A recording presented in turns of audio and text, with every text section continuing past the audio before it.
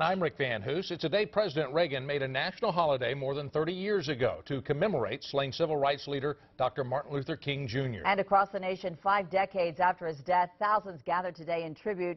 But for some, this day and the name are personal. WLKY's Lauren Adams sat down with one of King's close friends, a Louisville pastor, to reflect on King's legacy. She joins us now with the story you'll only see on WLKY. Lauren?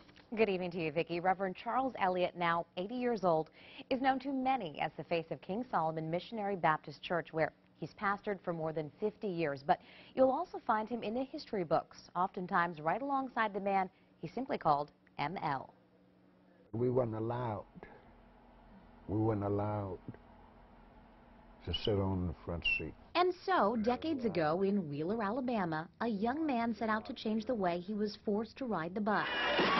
But there was only frustration and disappointment as Charles Elliott felt the cold blast of water hoses and the bite of police dogs over and over again. I had to keep fighting, and keep fighting until the change did come. Because we were living a miserable life. It was miserable. It was 1959. Charles Elliott was in Birmingham when it was decided to bring a virtual unknown to the Deep South. His name, Dr. Martin Luther King Jr.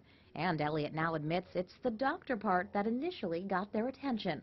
Later on, it was his speeches. But there was something about him that just drove me. I just couldn't get enough of him. It's me and this is King. The pair marched side by side for nearly a decade. Every time he would call me, I would go. And so when King called from Memphis in 1968, Elliott went.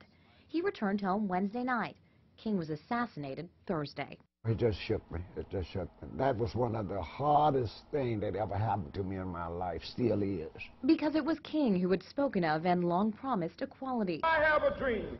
And in his death, Elliott feared that dream of lunch counters and schools not separated by skin color would die too. But instead, it has become a reality. I didn't believe it. King did, but I did, because he had the vision. Not only was Reverend Elliott instrumental in the early marches in Birmingham, he was on hand in 1962, get this, when the first black student enrolled at the University of Mississippi.